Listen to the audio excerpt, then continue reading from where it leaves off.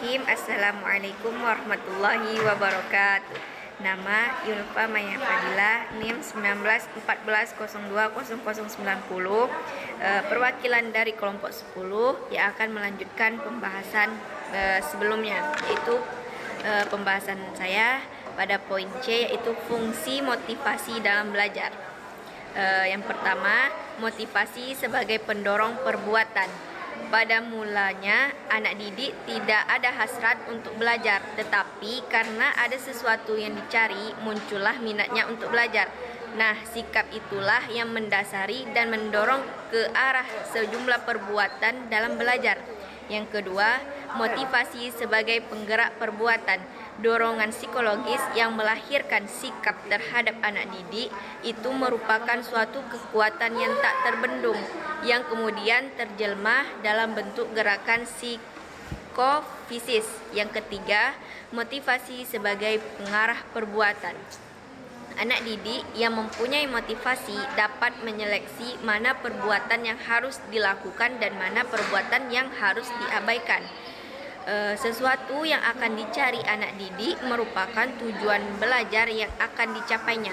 Tujuan belajar itulah sebagai pengarah yang memberikan motivasi kepada anak didik dalam belajar. Poin yang D itu bentuk-bentuk motivasi dalam belajar. Menurut Sudirman AM, ada beberapa bentuk dan cara yang menumbuhkan motivasi. Yang pertama yaitu memberikan angka. Angka dalam hal ini merupakan simbol dari nilai kegiatan belajar. Angka-angka yang baik bagi para siswa merupakan motivasi yang sangat kuat. Yang kedua yaitu hadiah. Hadiah dapat sebagai motivasi, tetapi tidak selalu demikian, karena hadiah untuk sebuah pekerjaan mungkin tidak akan menarik bagi seseorang yang tidak senang dan tidak berkait untuk pekerjaan tersebut. Yang ketiga yaitu saingan atau kompetisi. Saingan atau kompetisi dapat digunakan sebagai alat motivasi untuk mendorong belajar siswa. Persaingan individual maupun persaingan kelompok dapat meningkatkan prestasi belajar siswa. Yang keempat yaitu menilai ulangan. Para siswa akan menjaga giat belajarnya kalau mengetahui akan adanya ulangan. Yang kelima yaitu mengetahui hasil. Dengan mengetahui hasil pelajaran, apalagi kalau terjadi kemajuan, akan mendorong siswa untuk lebih giat belajar. Yang keenam itu pujian.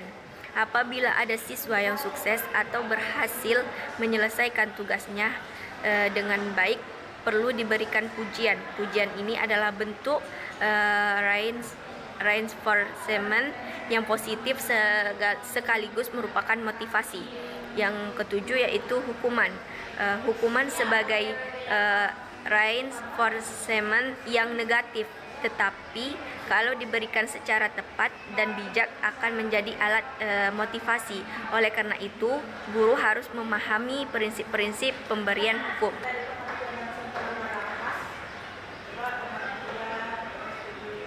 Yang kedelapan yaitu adalah minat.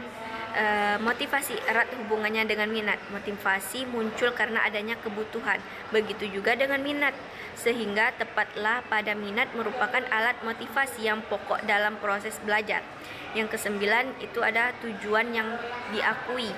Rumusan tujuan yang diakui akan terima baik oleh siswa dan akan merupakan alat motivasi yang sangat penting sekali dengan memahami tujuan yang harus dicapai, karena di sana sangat berguna dan menguntungkan, maka akan timbul gairah untuk terus belajar. Yang ke-10 yaitu harga diri.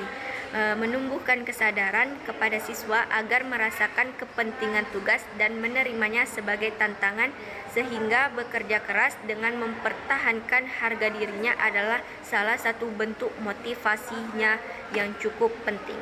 Yang terakhir itu adalah hasrat untuk belajar.